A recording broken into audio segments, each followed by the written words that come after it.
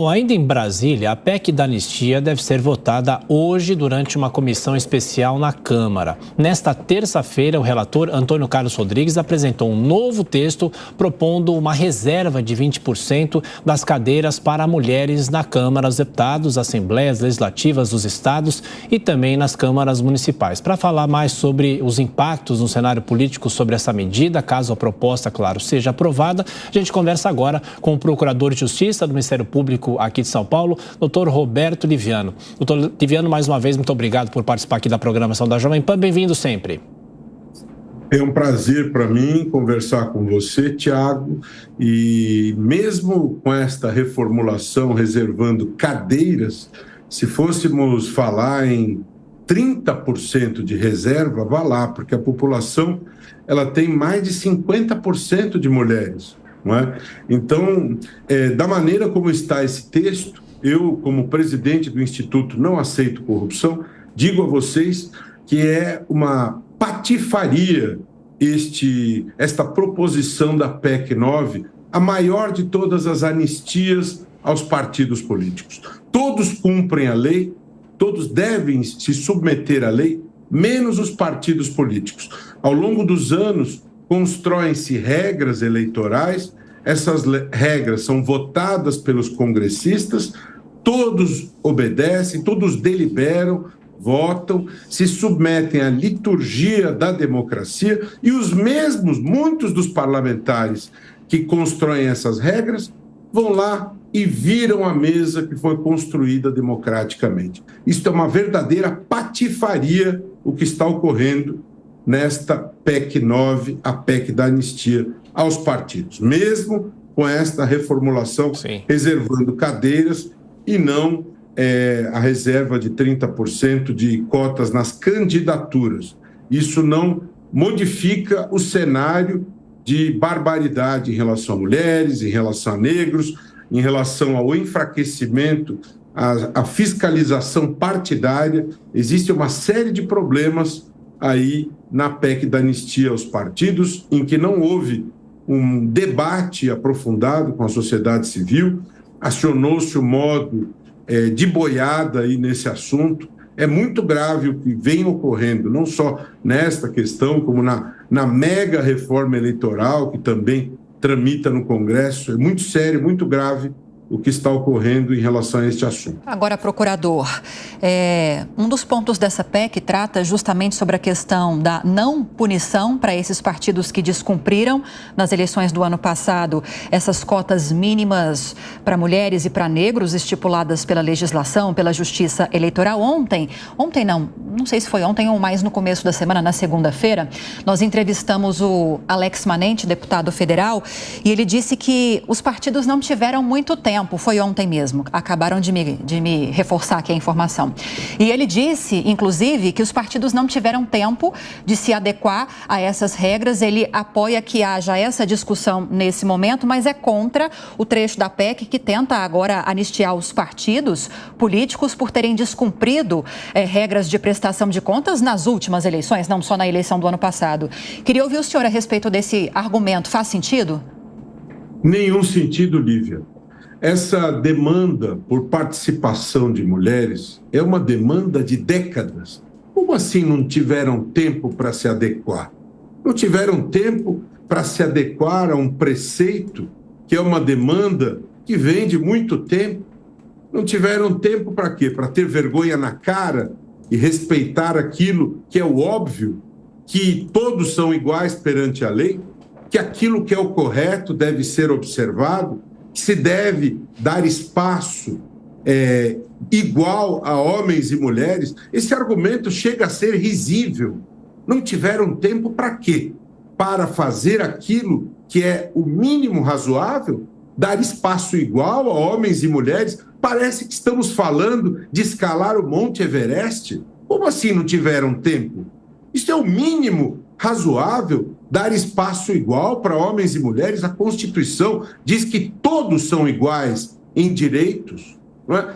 Quando se diz não tiveram tempo para se adequar, parece que estamos falando de uma nova teoria da relatividade. Isso é o mínimo essencial.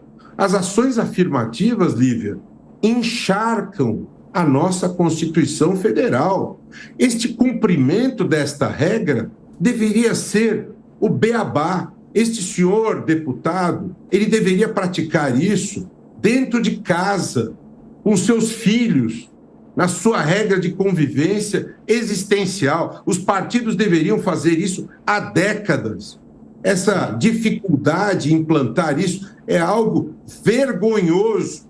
Isso que está ocorrendo na PEC é vergonhoso. O desrespeito aos direitos dos negros, que já era pífio e agora se torna ainda mais mínimo, é absolutamente vergonhoso. Doutor. O que os partidos fazem desta maneira, usando o poder para auto-benefício, é absolutamente vergonhoso. Doutor, passando a palavra para os nossos comentaristas, a pergunta agora de Amanda Klein. Amanda. Procurador, bom dia, excelente falar com o senhor, concordo em gênero, número e grau com todas as suas críticas e há um descolamento até entre o Legislativo e o Judiciário, porque nesse momento o CNJ está debruçado sobre a mesma questão, que é a questão da promoção de incluir a pauta de gênero na promoção de juízes. Já há 3 votos a 0 por essa pauta e na contramão você tem um Legislativo que sempre insiste em manter a subrepresentação feminina, porque hoje já somos 17,7% do parlamento, eles querem instituir um mínimo de cadeiras de 15% e depois 2026, 20%. Quer dizer, as mulheres merecem muito mais do que 20% das cadeiras do parlamento. É uma maneira de você reduzir esse 30%, essa cota de 30% que as mulheres têm hoje, e ainda é pouco, né? Mas eles conseguem reduzir isso ainda mais, eu acho, concordo, senhor, ao arrepio da Constituição. Gostei desse termo, está encharcada por todas essas questões de igualdade, de gênero, de ações afirmativas. Procurador, a minha pergunta é só sobre outro assunto que eu também acho importante, a decisão de Toffoli, 2 decisões recentes de Toffoli que vem causando muito barulho. Um sobre as provas do acordo de leniência da Odebrecht, que ele descartou, anulou todas essas provas, e também sobre a anulação da decisão do TRF4 acerca da suspeição do juiz Eduardo Apio da Vara Federal de Curitiba, a 13ª Vara, que cuidava da Lava Jato. Qual a sua opinião? Olha, Amanda, eu conheço o ministro Toffoli há muitos anos, nós estudamos juntos na faculdade, somos colegas de turma, eu, ele e Alexandre de Moraes, da turma de 90. Tenho muito respeito por eles, né? Mas eu divirjo totalmente desta decisão, né? Vejo, especialmente na linguagem utilizada naquela decisão que anulou o acordo de leniência, o uso de termos impróprios para o campo jurisdicional. Vejo uma linguagem politizada, uma linguagem ativista, não vejo a serenidade que se espera de um magistrado. Uma decisão judicial precisa ser técnica, precisa ser serena, precisa ser imparcial, e o que se vê ali parece que estamos diante do ativismo, da luta política. Por outro lado, quando você está no universo dos tribunais, a regra deve ser a colegialidade. Os tribunais decidem de forma colegiada. Em primeiro grau é que se decide de maneira monocrática. Isso está sendo invertido no Supremo Tribunal Federal e isso não é bom. O Supremo Tribunal Federal precisa encontrar uma maneira de conter este monocratismo que não é bom. Vejam, em determinado momento, quando o Supremo estava se postando criticamente a algumas questões dos procuradores da Lava Jato, determinou que a Corregedoria Geral do Ministério Público Federal e a Corregedoria do CNMP averiguassem suas posturas investigatórias, que eles têm atribuição constitucional para isso. E isso foi feito, Amanda. Houve exaustivas investigações e essas investigações culminaram com o arquivamento destas verificações. O ministro Toffoli não faz referência a estes arquivamentos, como tem a obrigação de fazê-lo nos termos do artigo 93, inciso 9 da Constituição.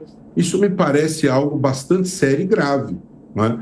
E eu vejo uma correspondência na decisão agora do ministro Appio, né? Porque esse tema também está ligado a este assunto. Então, me preocupa, né? Eu imagino que essa decisão do juiz Appio pode ser questionada também e deve ser revista no âmbito colegiado. É a minha expectativa, mano. Procurador, quem faz a pergunta agora é o Roberto Mota. Bom dia, doutor. Em relação à PEC da anistia, se os políticos têm esse poder de se anistiar de punições previstas em leis que eles mesmos criaram, como é que a gente resolve esse dilema? Veja, Roberto, o que nos resta hoje, em primeiro lugar, está de parabéns a Jovem Pan por colocar este assunto com a sua audiência extremamente expressiva e abrir os olhos da sociedade a respeito deste problema. Então, em primeiro lugar, a conscientização da sociedade. Em segundo lugar, nós temos a separação dos poderes e o Legislativo está criando esta regra, a meu ver, de forma abusiva. Não é? Penso que está havendo abusividade neste ponto. Nós, sociedade civil, estamos nos articulando e vamos questionar isso no âmbito jurisdicional. O âmbito jurisdicional poderá retirar do mundo jurídico este indulto. Não é? Então, caberá o exame, Roberto, jurisdicional deste indulto. Se considerar que este indulto fere a Constituição, poderá reconhecer a sua inconstitucionalidade posteriormente. Não é? Consta para mim que o PSOL teria requerido este exame antes mesmo da sua aprovação. Né? Então, Roberto, este é o ponto. É possível submeter esta matéria ao exame de constitucionalidade ao Supremo Tribunal Federal. Agora, só fechando, porque eu deixei sem resposta a Amanda em relação a um ponto da questão anterior, eu vejo este ajuste que fizeram na PEC, dos 20%, diante desta nossa realidade, como migalhas. Não é? Tentam fazer ajuste para parecer que são magnânimos, que estão ampliando, que estão ajustando. São migalhas. A população é majoritária de mulheres. São migalhas que estão fazendo numa situação absolutamente vergonhosa. É uma patifaria esta PEC 9. Esta é a realidade. Estão fazendo uso abusivo do poder, usando o poder para se auto-beneficiar, para se auto-blindar.